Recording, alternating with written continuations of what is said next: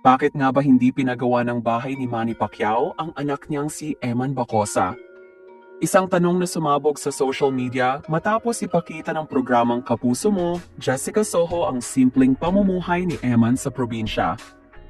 Habang milyon-milyon ang tinitirhan ng pamilya Pacquiao sa General Santos, Makati at Maynila, ipinakita ng kamera ang lumang dingding, kahoy na sahig, at halos tagpi-tagping bubong ng bahay ni Eman Bacosa Pacquiao.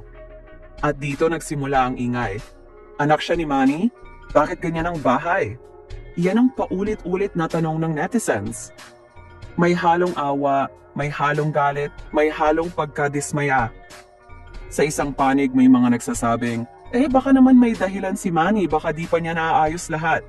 Pero sa kabilang banda may mga nagsasabi, kung kayang mag-donate ni Manny ng milyon sa ibang tao, bakit hindi niya pinagawa ng bahay ang sarili niyang anak? At sa gitna ng lahat ng ito, si Eman, tahimik lang, pero ramdam mo sa mga mata niya ang bigat ng mga tanong na iyon. Lumaki si Eman sa Antipas, North Cotabato. Sa isang maliit na bahay sa tabi ng palayan, kasama lang ang ina niyang si Joanna Rose Bacosa. Hindi siya lumaki na may bodyguards, hindi siya lumaki na may mga sports cars or imported shoes. Ang tanging kayamanan niya, pangalan, ang apelidong Pacquiao. Pero kahit iyon, hindi niya agad nakuha. Matagal niyang pinangarap na makilala bilang anak ni Manny. Araw-araw habang nakikita niya sa TV ang mga laban ni Pacman, tahimik niyang iniisip, tatay ko yan, pero hindi niya ako kilala. Masakit, di ba? At ngayong lumabas na sa publiko, masakit pa rin, pero sa ibang paraan. Kasi nung pinakita ng KMJS ang bahay ni Eman, parang binuksan ang pinto ng isang mas malalim na kwento. Hindi lang ito tungkol sa bahay. Hindi lang ito tungkol sa pera. Ito ay tungkol sa kung paano hinaharap ng isang anak ang katotohanan na minsan, kahit gaano kayaman ang ama mo, hindi mo pa rin maramdaman ang yaman na iyon. Sa panayam, sinabi ni Eman na hindi ko hinahanap ang pera, ang gusto ko lang makilala ako bilang anak. Pero alam nating lahat, ang mga netizens iba magbasa ng ganitong kwento. Ang nakikita nila, isang anak ng multi-billionaire nakatira sa bahay na halos gawa sa kahoy. May mga nagkomento pa, kung totoo talagang ama niya si Manny, bakit parang hindi niya inalagaan? Puro donasyon sa ibang tao pero sa anak, wala? Hindi ba dapat may mansion na rin to? At dun na lumaki ang usapan, mula sa simpleng feature sa KMJS, naging national debate. May mga sumang-ayon kay Manny, may mga nagdepensa, pero mas marami ang nagtatanong, bakit parang walang equity ang pagmamahal? Bakit parang mas madali pang tumulong sa ibang tao kaysa sa sariling dugo? Ngunit bago tayo maghusga, kailangan nating balikan ang timeline. Ayon sa mga ulat, nagkakilala sina Manny at Joanna Rose Bacosa noong 2003. Naging malapit, nagkaroon ng relasyon at doon ipinanganak si Eman. Ngunit habang lumalaki ang bata, lumayo rin ang komunikasyon. Hindi naging simple, may mga legal issues noon, may demandahan, may pride, may galit. Hanggang sa unti-unti, lumipas ang panahon, lumaki si Eman na walang amang kilala. Ang tanging alam niya may ama siyang haligi ng Pilipinas, pero malayo. At kahit ganon, hindi siya nagtanim ng galit. Ang gusto lang niya, maramdaman ang yakap ng ama. At noong 2025, sa unang pagkakataon, nagkita silang muli. Doon sa KMJS episode na yon, makikita mong nanginginig ang boses ni Eman habang sinasabi, 10 years kaming di nagkita. Nang makita ko siya ulit, pinigilan ko yung luha ko. Maraming nanood, maraming naiyak. Pero pagkatapos ng emotional na reunion, ito ang tanong ng marami. Ngayon na kinikilala na siya, bakit hindi pa rin niya pinagawa ng bahay? Ang totoo, wala pang malinaw na sagot si Manny. Sa ilang panayam, sinabi niyang inaayos pa nila ang lahat, legal man o personal. At baka raw gusto rin ni Eman na patunayan muna ang sarili niya. Pero sa mata ng publiko, parang mabagal ang galaw. Parang may kulang. At yung kulang na yon, doon sumisingit ang chismis. May mga nagsasabi, baka raw hindi pa tanggap ng buong pamilya Pacquiao. May iba namang nagsasabi, baka raw ayaw ni Manny na ma-misinterpret ng publiko na pera lang ang habol. May ilan ding nagsasabi, baka ayaw mismo ni Eman na tumira sa bahay na hindi niya pinagpaguran. Pero kahit ano paman, ang mga larawan ay nagsasalita. Ang bahay, simple, kahoy, may kortinang lumang tela. Ang sahig, may mga bitak. At sa gitna nito, si Eman, nakaupo nakangiti proud. Sabi niya, dito ako lumaki, dito ako natutong magtiis. At yan ang naging dahilan kung bakit lalo siyang minahal ng mga manonood. Dahil sa panahon ng mga fake story at scripted reality, eto si Eman, totoo, tahimik, totoo ang kwento. Pero totoo rin, hindi mo maiiwasan ang mga kumukulo sa komento. May nagsabing, kung ako si Manny, kahit maliit lang, bibigyan ko ng bahay.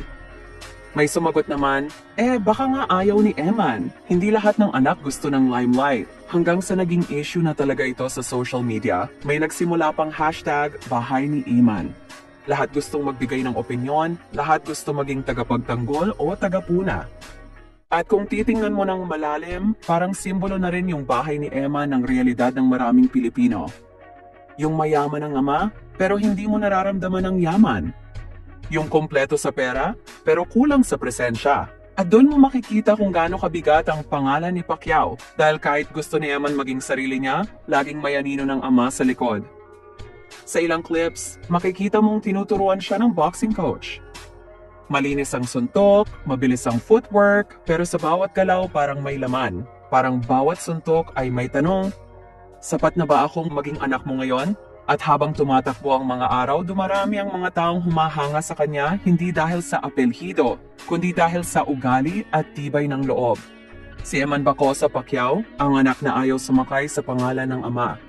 Pero kahit ganon, hindi maiiwasang iugnay siya rito. At sa isyong ito, ang bahay, naging simbolo rin ng pagitan nilang mag-ama.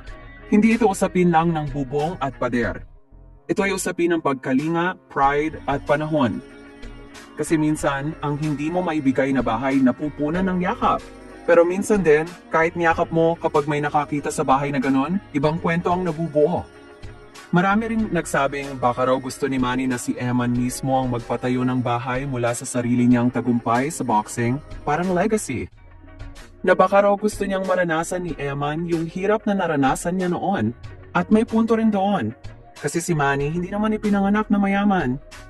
Galing din siya sa putikan, nagbenta ng tinapay, natulog sa lansangan. Baka nga gusto lang niyang maranasan din ni Eman kung paano magsimula sa wala. Pero ang problema, hindi ganun kadaling ipaliwanag yan sa social media. Sa mata ng publiko, simple lang. May anak, walang bahay, mali. At doon pumapasok ang power ng perception. Habang tumatagal, nagiging mas malalim ang diskusyon. Hindi lang ito tungkol sa bakit walang bahay, kundi tungkol sa paano mo sinusukat ang pagiging ama. Sapat ba ang pera? Sapat ba ang apelyido? Or kailangan mong iparamdam sa bawat kilos na anak kita, mahal kita? At kung pera lang ang basihan, hindi ba't kulang pa rin kung hindi mo nararamdaman yung presensya? Sa huli, tahimik lang si Eman. Hindi siya nagsalita laban sa ama. Ang sabi niya, wala akong hinanakit, masaya ako na kinilala niya ako. Simple, diretso, pero mabigat. Dahil sa likod ng mga salita, ramdam mong may sugat pa ring unti-unting naghihilom. At sa bawat interview, nakikita mong hindi niya ginagamit ang pangalan para sumikat. Ang gusto niya kilalanin dahil sa sariling sipag. Maraming netizens ang nagsabing baka nga si Eman na ang true heir ng puso ni Manny. Dahil tahimik, mapagmahal, marunong magpatawad. At sa panahon ngayon na puro ingay at drama, minsan yung mga ganitong kwento ang mas tumatama. Kung tatanungin mo bakit nga ba hindi siya pinagawa ng bahay, baka dahil gusto ni Manny na unti-unti, hindi biglaan. Baka dahil gusto niyang maranasan ni Eman ang proseso, hindi lang ang resulta. O baka dahil minsan, ang pinakamagandang tahanan ay hindi gawa sa semento, kundi sa muling pagkikita, sa muling yakapan, at sa pagkakataong marinig mong, anak kita, mahal kita. Pero para sa mga netizen, hindi ganun kadali ang intindihin yan. Sa social media, mabilis ang mata, mabagal ang puso. Lahat gusto ng sagot agad. Lahat gusto ng justice kahit sa mga simpleng larawan. At hanggang hindi nakikita ng mga tao si Eman sa bagong bahay, mananatiling buhay ang tanong, bakit hindi pinagawa ng bahay ni Manny Pacquiao ang anak niyang si Eman Bacosa? Isang tanong na may halong panghuhusga pero puno rin ng pag-asa. Dahil sa bawat kwento ng isang anak na naghihintay ng pagmamahal, may isang bansang nakakakita ng sarili nila. At siguro, yan ang dahilan kung bakit viral ang kwento ni Eman. Hindi lang siya anak ng boksingero, anak siya ng realidad. Na minsan, kahit mayaman ka, kulang ka pa rin. At minsan, kahit mahirap ka, buo ka naman sa puso. At sa huli, baka hindi bahay ang kailangan ni Eman. Baka panahon lang. At baka sa tamang panahon, hindi lang bahay ang maibigay sa kanya, kundi ang tunay na tahanan ng pagmamahal ng isang ama. At habang unti-unting natatapos ang kwento, may naiwan na tanong sa hangin, isang tanong na walang simpleng sagot. Kasi sa katotohanan, hindi lang bahay ang sukatan ng pagmamahal, pero hindi rin ito pwedeng baliwalain, lalo na kung galing sa isang ama na kayang magpatayo ng simbahan, magbigay ng milyon sa nangangailangan, at magtayo ng mansyon sa bawat syudad. Kaya sa mata ng karamihan, parang imposibleng hindi niya kayang magpatayo ng isang maliit na tahanan para sa sariling anak. Pero siguro hindi iyon ang punto ni Manny. Siguro hindi iyon ang ibig niyang ipahiwatig. Kasi minsan ang mga taong galing sa hirap, may kakaibang paniniwala sa pagsisimula. Ayaw nilang ibigay agad ang lahat. Gusto nilang makita kung paano ka lalaban, paano ka tatayo sa sarili mong paa. At doon papasok ang kwento ni Eman Bacosa, isang batang pinili ang daan ng pasensya kaysa reklamo. Isang anak na mas piniling magsikap kaysa manumbat. Sa panahon ng ingay, siya ang katahimikan na nagsasalita ng mas malakas. At kung titingnan mo, yung bahay na pinuna ng netizens, baka nga iyon mismo ang dahilan kung bakit mas minahal siya ng mga tao. Dahil doon mo makikita na kahit anak siya ng isang bilyonaryo, hindi siya lumaki sa luho. Hindi siya pinalaki sa ginto, kundi sa alikabok ng probinsya. Hindi siya hinubog ng pera, kundi ng pagtitiis. At sa totoo lang, baka iyon ang dahilan kung bakit mas magiging matatag siya sa laban ng buhay dahil alam niya kung ano ang pakiramdam ng wala. At syempre kapag nagustuhan niyo naman ang videong to, huwag kalimutan mag-comment, like at subscribe sa channel. Maraming salamat po sa panonood.